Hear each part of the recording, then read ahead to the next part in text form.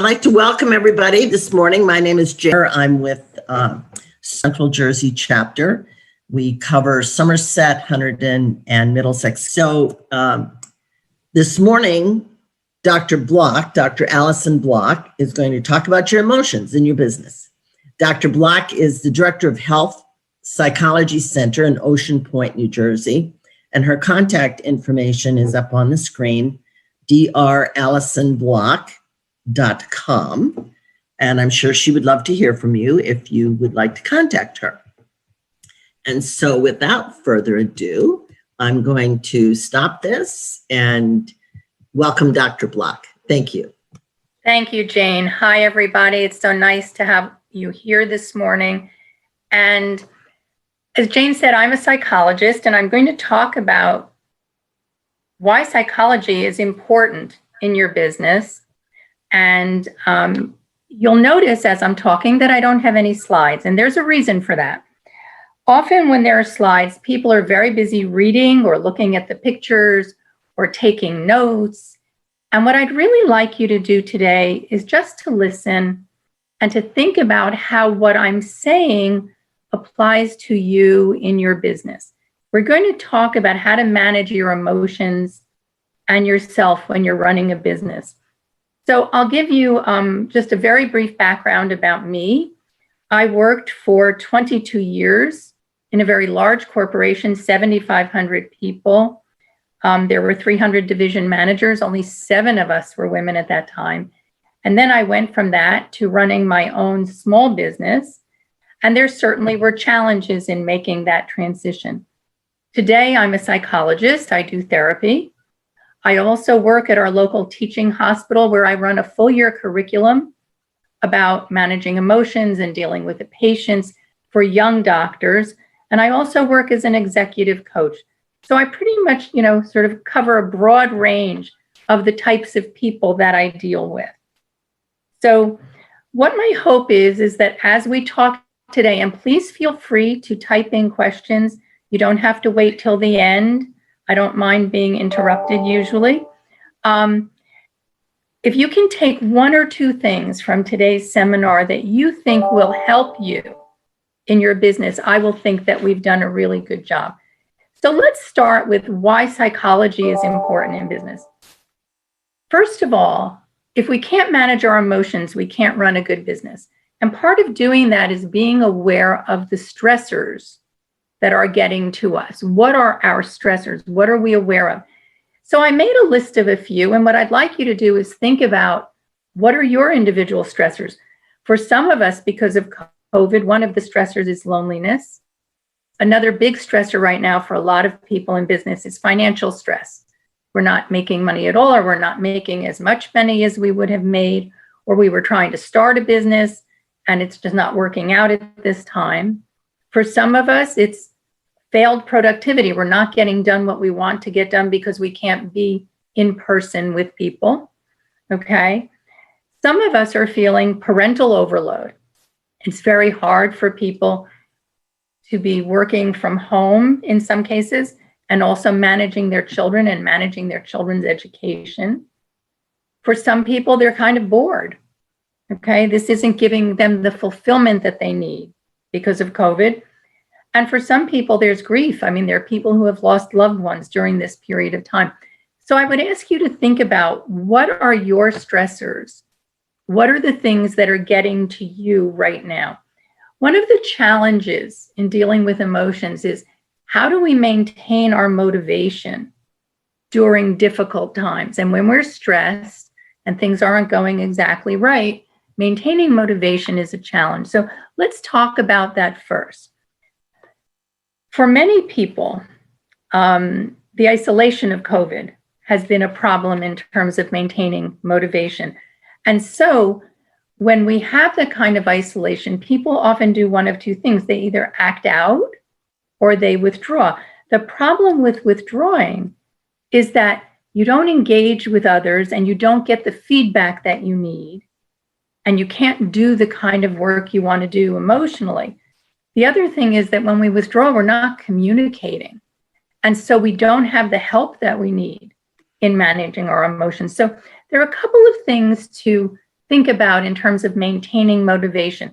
We all still have tasks to do, whether they're related to our business, for many of us, or whether there are also tasks related to our home life.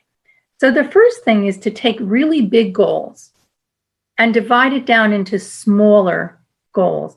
So if you're writing a business plan, or if you're learning a new financial program, anything like that, instead of saying, oh, I've got to write this business plan today, breaking it down and saying, I have to do part 1 today, and I have to do part 2 in 2 more days, etc. So breaking these big, overwhelming goals that make us feel out of control and overwhelmed into smaller groups of things that we want to do. The other thing we need to do is take a little tip from the Buddhists and cut ourselves a break. These are not normal times. With the stresses of the political environment and the stresses of COVID, sometimes we have to be a little kinder to ourselves and not ask as much of ourselves. And for those of us in business who set very high bars for ourselves, sometimes we need to cut back just a little bit, give ourselves a bit of a break. We also need, Jane and I were talking before the seminar, and we were talking about people who want to be in control. And often people can be very perfectionistic. And being perfectionistic can get in the way of staying motivated because you have to do it and then do it again and then do it again, and it still doesn't seem right. There's a point at which you have to say, my trying to make it better isn't improving my product or my service, and let go of a feeling of perfectionism. And the other thing is to create small rewards for yourself when you complete tasks. Obviously, in the business that I'm in, I love talking to people. There's a certain part of my business that I don't like, and that is writing reports. So what I do is I say to myself, if I can write the first draft of that report, then I can sit and read a novel for a half an hour. I love to read. So reading that novel is called, it's the reward for my having completed that first draft. And the name for that is something called the Premack principle. I'll tell it to you in shrinky terms first. The Premack principle says you always do the low probability act before the high probability act. And then the high probability act becomes the reward for having completed the low probability act. So those are all really big, complicated words. What we're really talking about, for those of you who are parents, you say to your kids, do your homework, then you can go out and play. Doing homework is a low probability act. You want to finish that before the child goes out to play. But even for ourselves, we can create these small rewards, and rewards are a way of maintaining our motivation.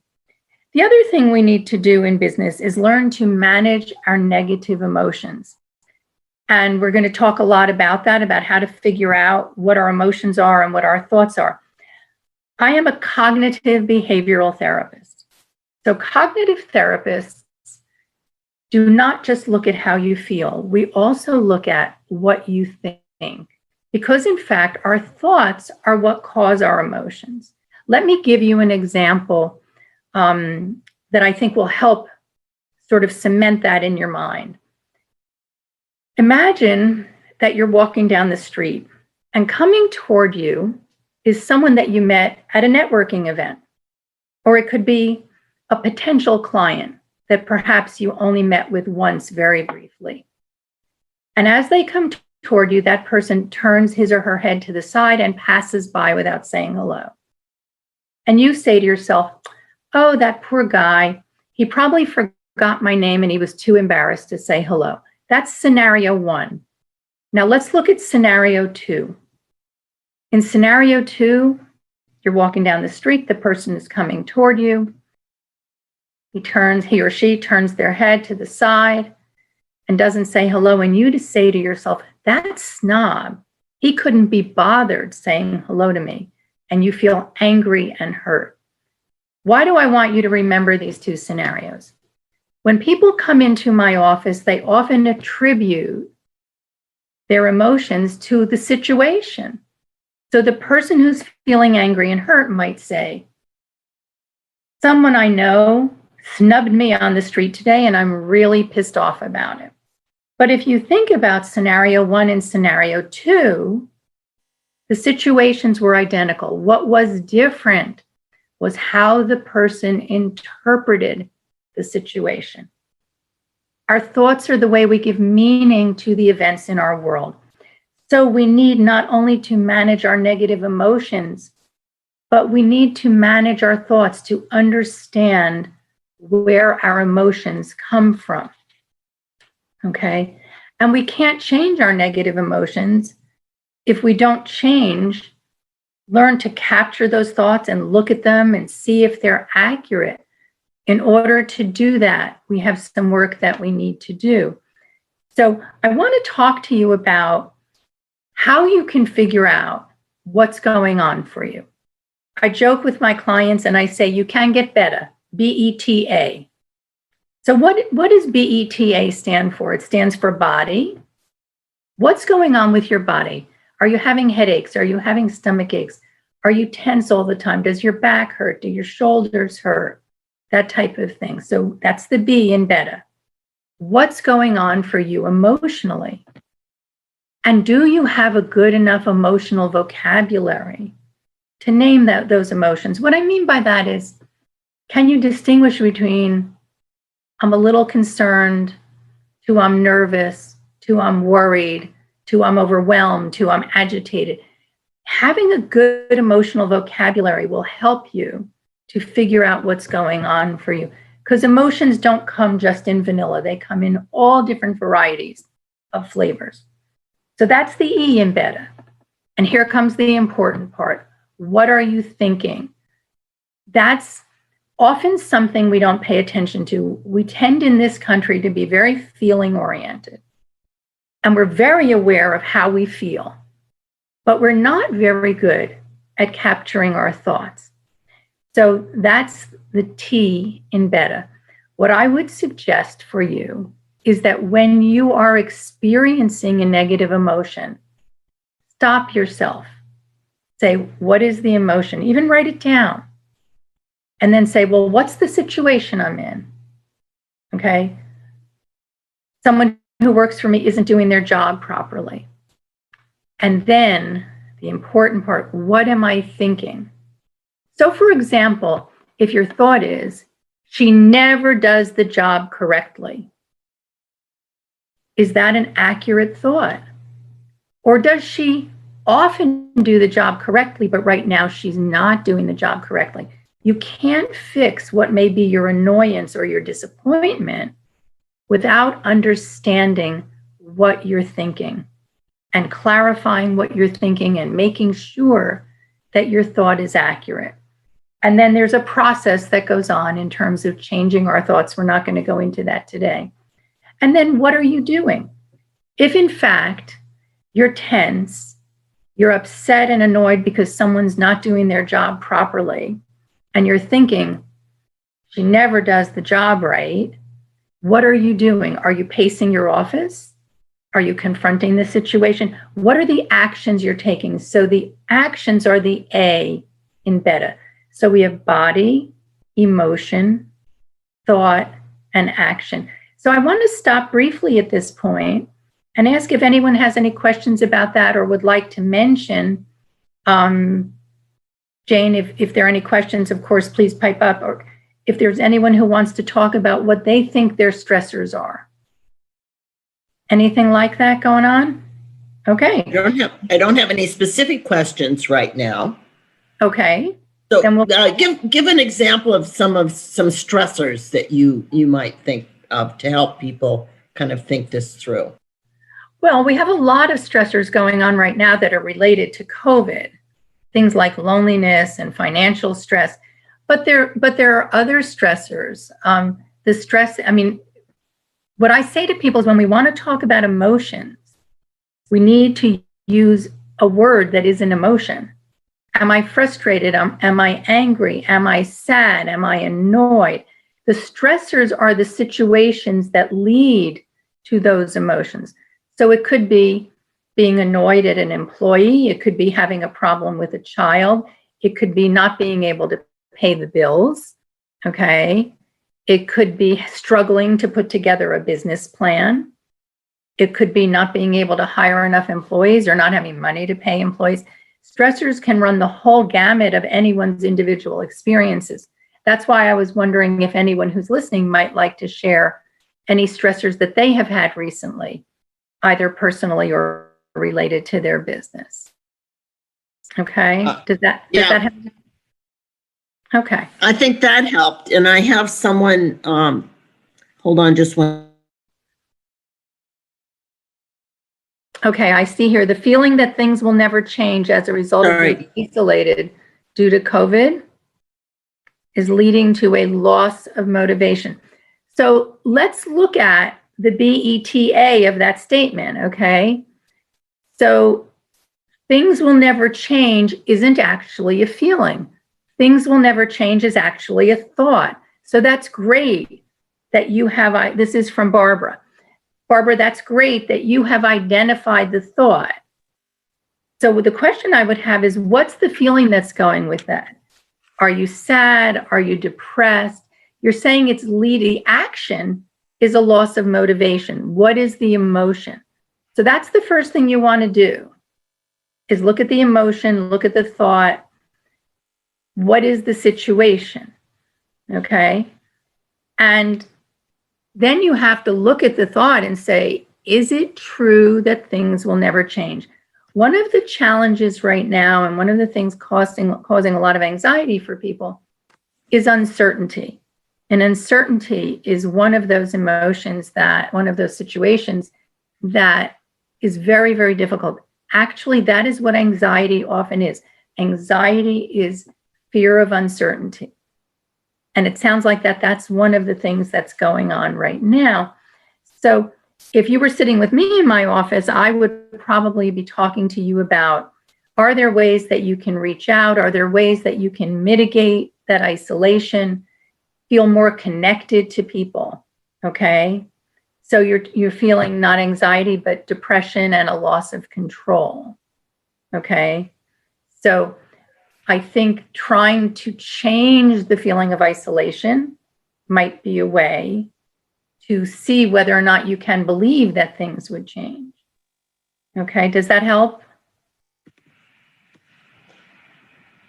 I don't have any no comment there yet. I think I see a yes. Okay. All right. Got a yes. Okay. Okay, so let's keep going. Let's talk about, again, some of the techniques. I want to talk to you about how you change what you think. Okay? Because if we change what we think, we can change the way we're feeling. So let's go back to our example of the guy who got snubbed on the street and he's angry and hurt. Okay? And he says to himself, he can't be bothered to say hello to me.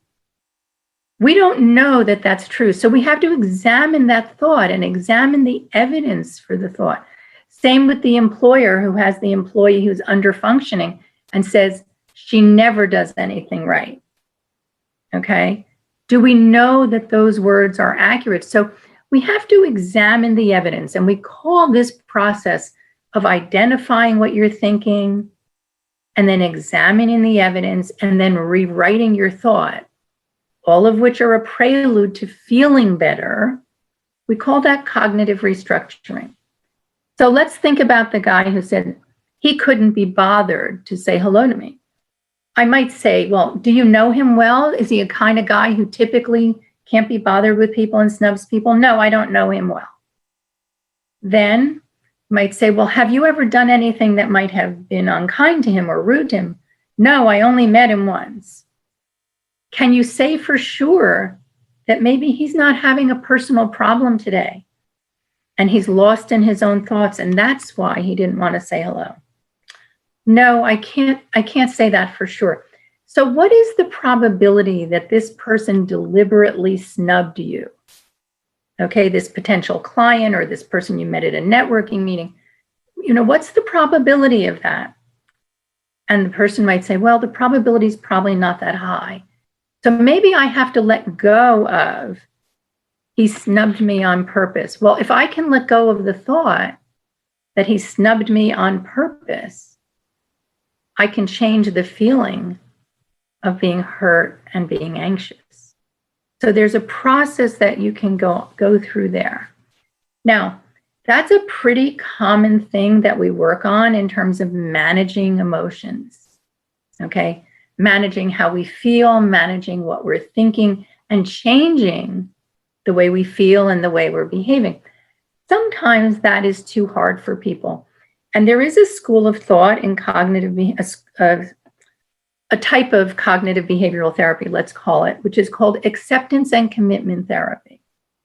And acceptance and commitment therapy says, you don't have to change how you're thinking. If that's too hard for you, you can live with that. Even if it's making you anxious or if it's making you depressed, okay? But you have to accept also that these are just feelings. This may not be reality. You have to look at how you may overreact. You have to try to defuse problematic thoughts and feelings. And the way you do that is you pay attention to them, you notice them, you name them, you think about them, and then you accept them. But you still need to act in a way that's consistent with your personal goals. So let's say you're now back at your business and you're still stewing over the fact that this person snubbed you. You have to say to yourself, my anger and my hurt are just feelings. Okay, they're not necessarily reality. And what are my personal values? One of my personal values might be productivity. I need to accomplish certain things today. So I still have to move forward. I have to set those feelings aside temporarily, and I have to move forward and do the work that I need to do instead of stewing over what this person may or may not have meant when they didn't say hello to me. So that's one of the techniques that comes out of acceptance and commitment therapy. For a lot of people, it's very effective when they have to learn to live with anxiety, to live with uncertainty, okay? And often what happens with people is they develop anticipatory anxiety. They're worried that something may not go right in their business, okay? Product may not come in. People may not do their job. Costs may overrun. And what may happen is that the anticipatory anxiety can become worse than the actual situation itself. So it's very important to be aware of anticipatory anxiety and what the thoughts are about that. You know, product isn't going to come in on time. That's a thought. Do we know that for a fact? Let's examine the evidence. You know, of all the times that I've had product come in, how often has it been late? That type of thing can be very important in teaching us how to look at our thoughts and look at our feelings and see how we can manage them in the context of our business. There's one other thing that I think is incredibly helpful. I mean, I teach my clients relaxation techniques to deal with stressors. I teach my clients imagery and visualization. And I'm sure you've all heard this next word, and that next word is mindfulness. Mindfulness has become the buzzword of the last 5 years. But in fact, mindfulness can be very important. Mindfulness is a non-judgmental awareness of what's going on for us physically, of what's going on for us emotionally, and what's going on in the environment around us. It's the ability to stop and pay attention to where we are. And often mindfulness helps to anchor us. If we're feeling upset, we can be mindful of the environment. If we get really stressed when a certain deadline is approaching, we can be mindful of the things around us. And being mindful can help. There are books and courses and a million things written on mindfulness, but it can be very, very helpful to be aware of our present experience and not just let our emotions run away with us and sort of overwhelm us, okay? So any other questions at this point before I go on? I don't see any questions in here or even in the chat. Does anybody have any? One of the things I was thinking about, and I've talked to people about this as well, and it all goes back to COVID. I think COVID is causing a lot of stress for everybody, is the up and down of it. there was a release a little bit in the summer when the weather was good and we were outside and doing some things. And now, it's increasing again. So now it's kind of down, and then there's a vaccine, but the vaccine. So it seems like there's like good news, bad news, good news, bad news. It's kind of the up and downs of it that are frustrating. Well, I think COVID is sort of a perfect storm example of what we mean when we talk about anxiety about uncertainty. A, we didn't cause it. B, we can't control it. And C, we don't know when the end is in sight.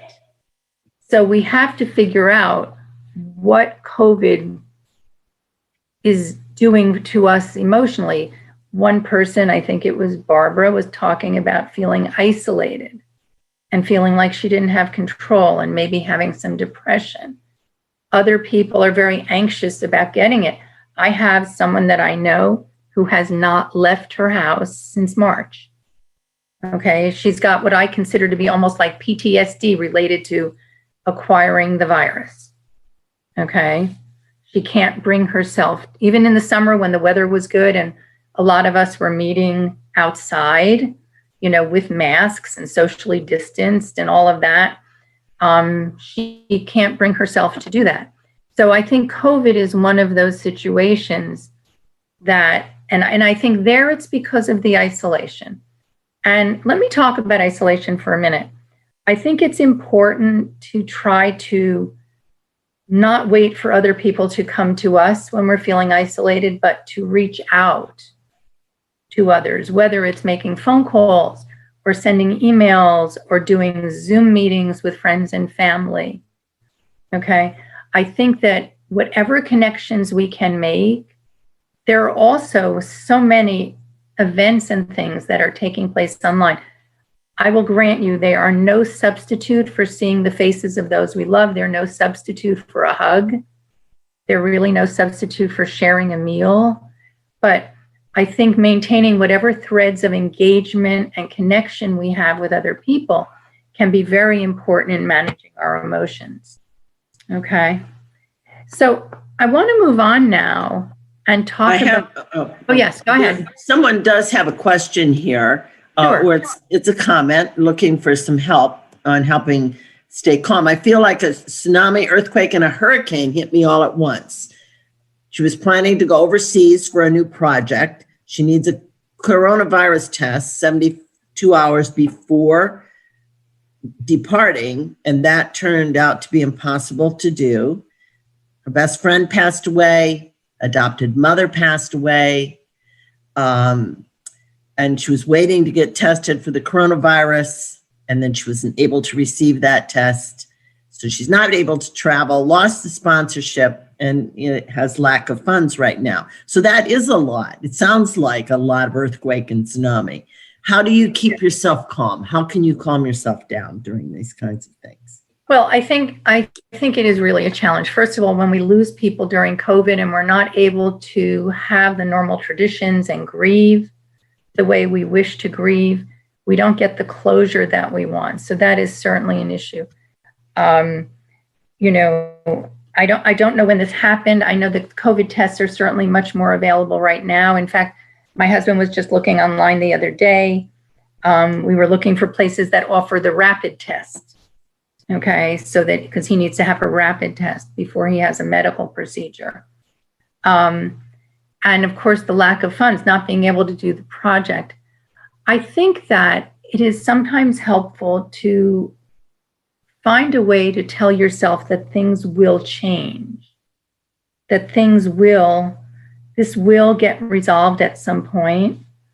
With regard to the project, and I don't know what the project is, I would wonder whether there's anything you could do for that project that could be done distantly, virtually, because certain countries in Europe are not letting Americans in. And, that could be problematic as well. But is there any way to maintain those connections that had to do with that project? Okay.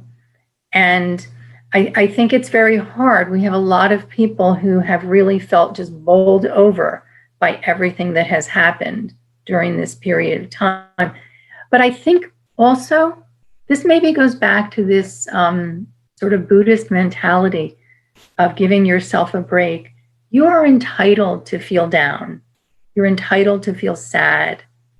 And I think allowing yourself to feel these things, not feeling like you shouldn't feel that way. Okay. Sometimes what's helpful for some of my clients when they're struggling with big situations, with big negative emotions, and they feel like they can't get past them, I'll say to them, why don't you give yourself 5 or 10 minutes every hour to just sort of feel the emotions, wallow in the emotions, and then say, okay, my time is up. Let me go do something. Even if it's something as minor as cleaning out a closet, okay, or answering your email, something like that. And try to normalize the remains of the hour. And then in the next hour, you can feel those feelings again, and then try to be busy. I also sometimes will suggest to people that they put a list of small tasks in a jar, because sometimes distraction can help. And then when they're feeling like they just can't handle these feelings anymore, stick your hand in the jar, pull out the small task. Maybe you're going to sweep the garage floor. Whatever comes out of the jar is what you're going to do, because often distraction makes a difference. And the other thing would be to change your environment. A change of environment can also really help with a change of feelings. Sometimes it's nothing more than going out for a walk on a sunny day. Sometimes, where I live in Monmouth County, I can take a ride to the boardwalk and sit and look at the ocean. There are shopping centers that are open, just wandering around and looking in store windows, perhaps. So just a change of environment sometimes can help to lessen the feeling of being overwhelmed. So I hope that helps. Good suggestions. Okay, I think that's what we have right now. So yeah, go ahead before I interrupted you, or you were going on to another. Okay, so what I want to talk about is resilience. In times like these, and these are tough times, but at any time when we're running our own businesses, it's very important to be resilient. So let's talk about what resilience is. I want to say that when I was in graduate school and writing my dissertation, I did my dissertation on something called hardiness. Okay, hardiness was the old term for resilience. And what it is basically is the ability to bounce back. Okay, it's the key. Resilience is really the key to functioning well in difficult times. And you can learn it. It's not something you're born with. You can learn to be resilient. So what is it?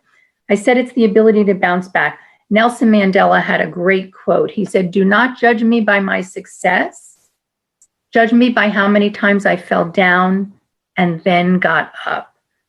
So resilience is the ability to recover both mentally and emotionally from stressful events and try to go back to our pre-crisis functioning if we were functioning well before.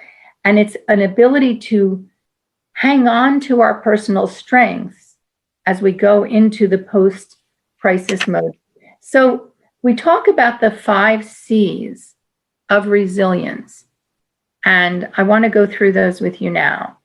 So the first one is connection. Okay. And this is a biggie during COVID time because so many people are feeling isolated and are feeling overwhelmed by everything that has gone wrong or the things they've lost. Connection means having good relationships. It means being involved in a community. It means internalizing a sense of connectedness. So today, in fact, Jane and I were talking today about the fact that we have so much that's a virtual connection today. Thank God for the technology, or we'd all really feel isolated. But sometimes we need a more personal connection. Even I have one friend, she drives somewhere, her friend meets her, they meet halfway, and they sit in their cars and they sit and talk because they find that more satisfying than doing the virtual thing. Okay, so trying to create a sense of connectedness, doing things that enable you to be more connected. So connection is very important to be resilient. We actually know that people who are less connected, who are less resilient in that way, are actually more likely to get sick and more likely to be depressed. Okay, so that connectedness is very, very important. The second C is communication. Okay, the ability to share what's going on, like the person who just shared that tsunami and, tornado and hurricane of stuff that happened to her, to share what's going on and to try to reframe what happened, okay, and to develop some insight about it and try to have good judgment about how you're going to handle it. So the important thing I think about communication is that when we communicate with others, when we share what's going on with us, when we have a back and forth, whether it's with a friend or a family member or a mentor or a colleague or a therapist, it gives us that dialogue that enables us to have some different judgment about what's going on, to develop some insight about how we're reacting to it. So that communication is really important in terms of being resilient. The third C is confidence, okay? Now, confidence doesn't mean that you think you can do anything and do it well. Confidence means having a realistic view of yourself and what your strengths and your weaknesses are, because then you know when you need to ask for help. So for anyone who has come to SCORE and has asked for a mentor and is looking for help with their business, you already have the confidence to know that there are areas where you're not an expert and you need someone to assist you to make things happen.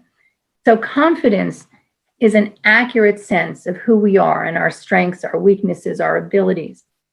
And the other thing that's important in confidence is to recognize what we have learned after a problem is resolved and still be able to visualize what our goals are and to believe that we can influence the way things work out. People who are resilient really believe that they can change things. I don't mean change things unrealistically, but they're able to take a situation and find a small portion of it where their own efforts can make a difference. And that comes from having the confidence to do that. The fourth C is competence and commitment. We used to call it, it used to have a different name, but competence and commitment. And that means being able to look at the big picture, okay, and to problem solve and to follow through. Sometimes when we're not as resilient as we would like to be, we get stuck. Our emotions get us stuck and we can't seem to finish. We can't follow through. We start problem solving, we get overwhelmed by our emotions and we quit. And so competence and commitment, okay, are really the ability to stick with something, excuse me, and the grit to follow through and to kind of stay with it. And the fifth C is control. Control means being able to being able to manage your strong emotions and not let them overwhelm the process of problem solving. So in order to be resilient, we have to have what they call a growth mindset. We have to believe that we can learn and that we can grow and we can change. So often what I suggest to people is that you make a list of your strengths. I always start with strengths. I always start with the positive. And really think about it. What are your strengths? And put that list somewhere where you're going to see it every day. Okay, now, for me, where I would put it to see it every day would be in my underwear drawer. You can choose to put it wherever you will see it every day. But reminding yourself that you have strengths can be important. Once you have done that for a while, and when you want to change the way you see yourself, I wouldn't say make a list of your weaknesses. I don't like that word. But I would say make a list of the things that you would like to be able to do better. Put them on a piece of paper. That putting it on a piece of paper is part of that commitment, okay? and identify one thing that you think you can work on, one thing that you think that you can do better. Okay? One area where you still have the ability to improve your business or to grow your business or to change your business. So these techniques work not only for business, they work for employees in business who are trying to do better in their careers. They work as well for bosses and owners who want to change the way a business is running. And obviously, they also apply personally. So making that list and looking at it every day. So I want to finish by talking about what are some of the key habits of people. Excuse me, I'm going to stick a cough drop in my mouth because I'm going to cough again. What are some of the habits of people who are emotionally resilient? One is to confront rather than avoid your fears. Don't let something that's bothering you be shoved in a drawer, euphemistically speaking, don't stick it in the back of your brain. Figure out how you're going to confront it. The other is that people who are resilient tend to act quickly. They go through the facts they have, they make decisions, and they act quickly because they don't want to be in an emotional uproar. And then once they do that, they don't beat themselves up about the decision they made. They move on. They accept their anxiety when change is not likely. They say, okay, this is the way it is. Things aren't going to change. I need to accept that. They learn to overcome their anger. And we do that using the BETA and the cognitive restructuring, understanding what the situation is, what we're thinking, what we're feeling. They deal with sadness, okay? They listen and speak mindfully. So what do I mean by that? They pay attention to how they are speaking to others. They pay attention when they are listening. They listen carefully and thoughtfully and mindfully.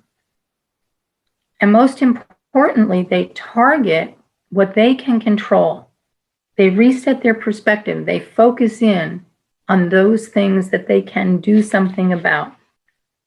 And there is a little technique called the stop technique, where you can focus on a single thing, perhaps even a single thought, okay? And you just try to focus on that one thing and say, what can I do about this? So that can really make a difference, okay? Being resilient, being able to bounce back is not an end game. It's not something where we come up with sort of quick fixes and that's it.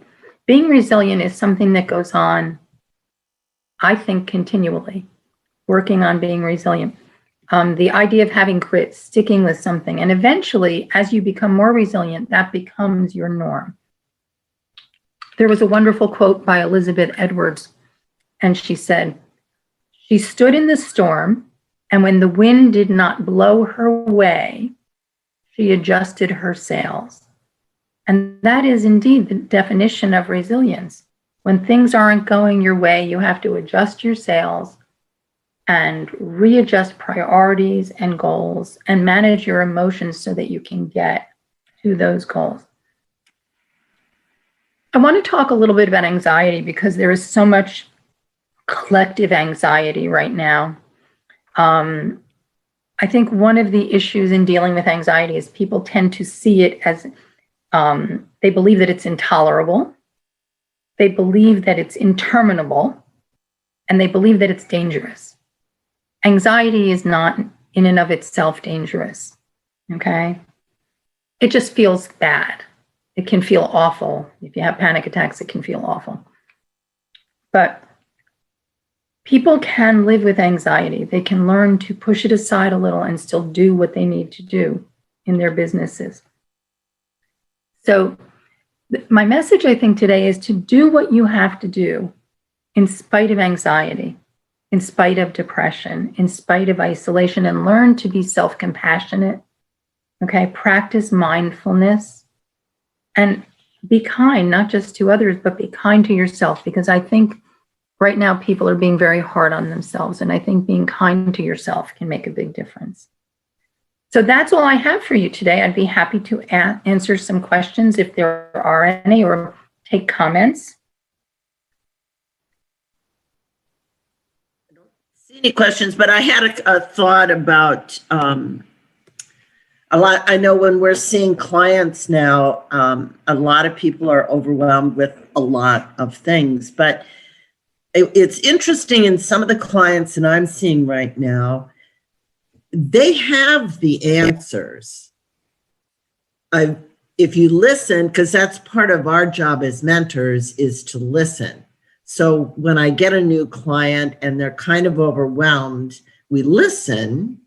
And in the hearing and the talking it through, the answer is there from our small business owner.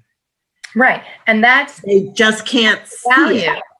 Yeah. But that's the value in communication, is that for that time that you're communicating, they're perhaps putting that feeling of being overwhelmed aside in order to tell you their story. We all have a story, whether it's about a business, whether it's about a personal relationship.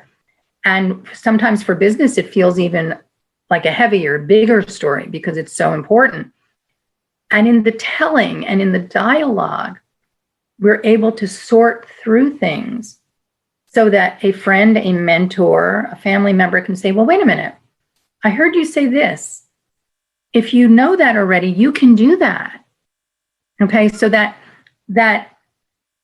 it gives you two parts of resilience when you do that. When that person comes to you, Jane, they're making a connection. So that's the first part of resilience. And they're communicating. And by talking to you, they are figuring out another part, which is how to problem solve, how to develop some insight. So when, let's say that you realize that there are three things that they know, okay? They can then develop the insight that says, wait a minute, even though I was feeling overwhelmed, it turned out I didn't know what to do. It gives them a perspective that they don't have sitting home alone, just feeling overwhelmed and feeling isolated. And I think with small businesses, that's it, because you have to, you're doing everything from sweeping the floor to making a presentation for a new business. So it just becomes overwhelming. And a lot of times they'll say, oh, my husband or my wife is sick of hearing about this. So right. You're kind of stuck in your own head with all these overwhelming thoughts. So part of our mentorship is helping people just let people talk and sort it out. And I suspect when the mentoring program was begun, that it wasn't begun thinking that this is a way to help people be more resilient. You thought about this is a way to help people in business. But in reality, you are helping them to be more resilient. And you're giving them, all 5 C's of resilience, okay? You're helping them to have more confidence. You're helping them to maintain their commitment to their business. You're helping them to see areas where they have control. So that really a mentor is a person who can help someone develop resilience, can help them enhance the resilience they have. And that's very important in these times because in COVID, people who didn't perhaps have any problems are developing some problems. And people who already had issues of any type now feel that they have bigger issues. And not just that they feel it, they do have bigger issues. So I think that the job of a mentor could almost be called a resilience coach, okay? Because I think that's really part of what you do. And it's always beautiful for me to see that a lot of times the client, one of our clients, has the answer. It's there. The answer is there. You have it. Right. It's just kind of uncovering, unbundling. Yes. So it's also, you're not doing it the way I would do it in my office, but it's sort of taking the emotion and saying, okay, that's over here. And then the client may be saying, I can't do X, Y, Z. That's the thought. Okay. And then in their dialogue with you, you're examining the evidence for that thought and discovering that that thought is inaccurate. They really do know what to do. So it's almost like that process of cognitive restructuring is embedded in the dialogue with the coach. So anyway, does anybody have any quick questions? We're about at our time. I don't see anything in the chat. I don't see anything in the Q&A. So I would just remind people, I'm going to do a quick share here. Remind people to